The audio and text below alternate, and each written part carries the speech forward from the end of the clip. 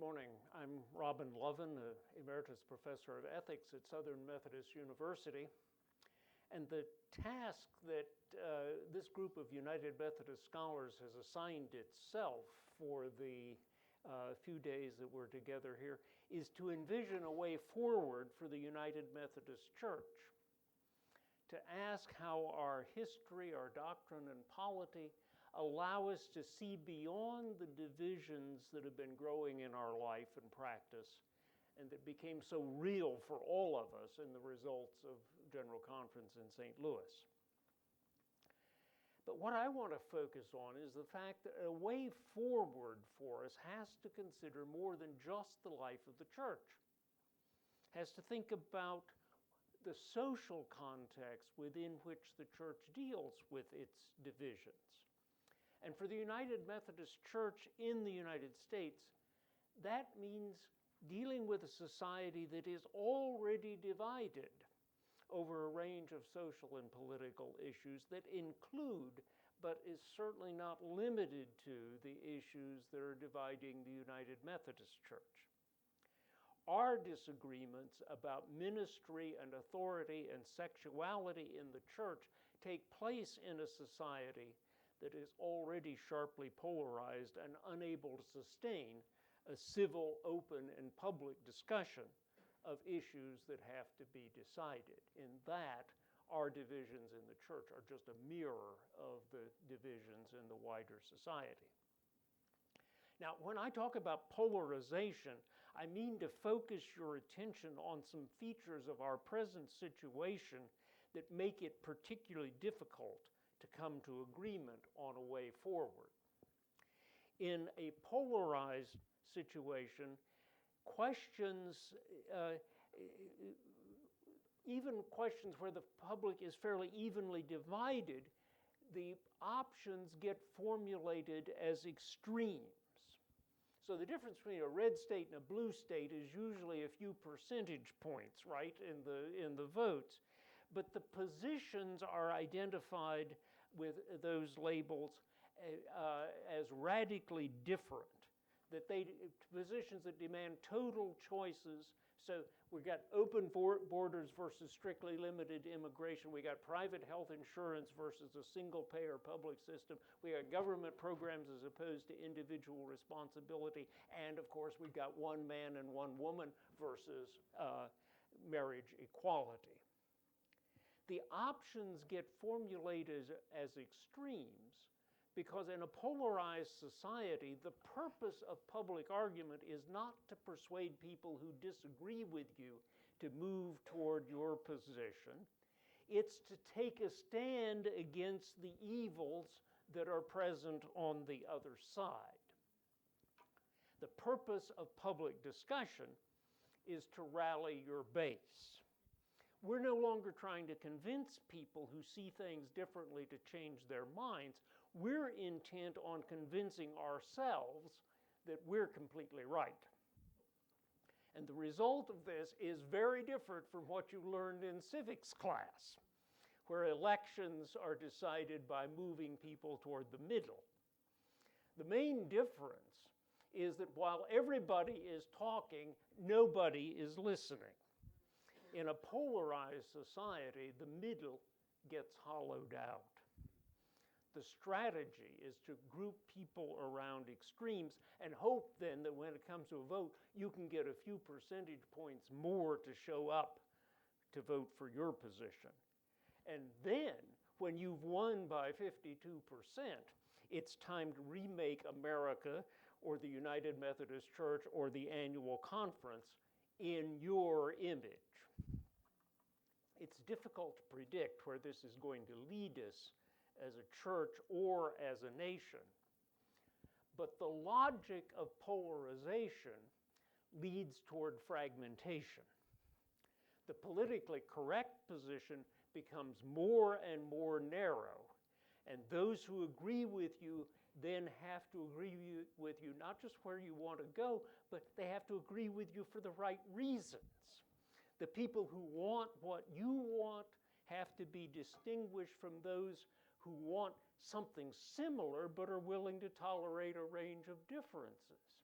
Those who agree with us generally have to be distinguished from those who are united on the three issues that are most important, and ultimately we have to weed out those who care about the other two issues and focus on those who agree with us on the one issue that really matters. Now, we might hope that the church could play a mediating role in this kind of social context. A church with a long history and a large, diverse membership might seem to be in a good position to transcend the divisions that are whipped up by Twitter storms. But in fact, American churches, including the United Methodist Church, have generally participated in the polarization. In fact, mainstream Protestant churches may be said to be pioneers in polarization, generating sharp differences over sexuality and ordination and social justice issues well before those divisions began to dominate our public life. If the UMC splits up after General Conference 2020, it will only be following a path that's been marked out for us by Presbyterians, Episcopalians, Lutherans, and even Baptists. And while Catholics, almost by definition, don't split up, it seems pretty clear that there are, at the moment, at least two Roman Catholic churches in the United States, divided by fierce arguments about the present Pope. Now, these denominational arguments mostly involve people who are already engaged in them at a high level. One reason why so few of our local churches cared very much about what happened at General Conference is that we've already sorted ourselves into progressive and conservative congregations and progressive and conservative conferences. So the disagreements in St. Louis just didn't have much resonance at the local level for a lot of it. Now, some people experience something very different, but on the whole, I was struck by how few congregations were really upset about or even cared very much about the results of General Conference. Likewise, the way we took up our positions at General Conference largely mirrored the polarized discussions in the wider society. It's possible to imagine a genuine dialogue in which people who share the same faith could say to each other, I want to understand the way of life that God is calling you to lead, and I want to identify important things that we agree on, even if we disagree on marriage and family life. We've seen in these 2 days that there are many scholarly resources available to rethink the history and the biblical interpretation and the other controversies. But we're not doing any of that as a church. We're saying what we've said before, we're rallying those who agree with us, and we're counting the votes.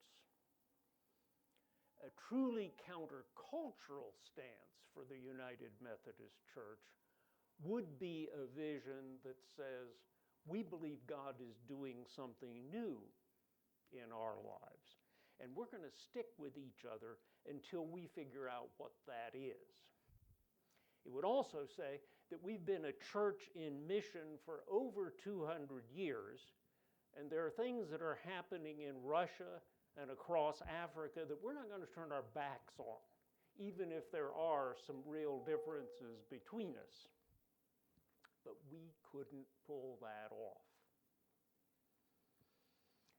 We couldn't pull it off because both sides on the issues before us at General Conference were totally captive to the cultures of which they are a part. Whether that is a culture of patriarchal authority or a polarized culture of identity politics. So what happens now? There are numerous plans and strategies under discussion for General Conference 2020, and it's not easy to say how things are going to develop between now and then. I think one of our problems in these 2 days is not envisioning the way forward for the next decade, but envisioning the way forward over the next few months. But as I said at the beginning of this talk, the logical outcome of polarization is fragmentation. And I think we can expect to see that logic play out in the denomination, just like we're seeing it play out in the wider society. There will be a variety of possibilities that will come out of this that will make it available to individual clergy and annual conferences and congregations who want to exit the denomination. That's been difficult or impossible to do in the past, but we're going to have a variety of formal programs and resistance strategies and strategies of passive resistance that once the implementation of the traditional plans becomes set, will make it possible to take yourself outside of the mainstream of the denomination. And I think we shouldn't suppose that the only people who take that option will be people who disagree with us. Lots of people on all sides of the issues are going to be looking for a safe place to stand while they wait for the dust to settle. They're going to be waiting to see what happens next after the next General Conference, and maybe even after the one after that. Once they're out of the connection, informally or formally, they're not going to come back in until they get a deal that promises them a lot more autonomy and freedom of choice than they have under the present discipline, let alone the one that's going to go into effect on January 1st. So what we are likely to see, it seems to me, is a transition from a global connectional system to a polity of loose congregational associations. Individual church members are going to demand more say in pastoral appointments and connectional expenses. General church agencies, if they survive, are going to become service providers rather than centers for strategy and policy. Universities, colleges, and seminaries are going to continue down the path by which denominational identity becomes a footnote to their institutional history. Bishops are going to become symbolic figures rather than general superintendents, because in a polarized society, the task of leadership is to say exactly what people expect you to say without any deviations. At some point, there will come a time when we all stand up at the rump session of some version of annual conference that we can't yet quite envision to sing, "And are we yet alive?" And we're going to know that the answer to that is no. In the polarized context of American society, it may be too late to save the connectional church. It may indeed be too late to save our political system in the form that we are now experiencing it. If there are values in the Wesleyan mission and in connectional accountability that are important to preserve, it's time for us to start thinking about how we will rebuild them from the ground up in the congregational culture that we seem to have chosen for our immediate future. Thank you.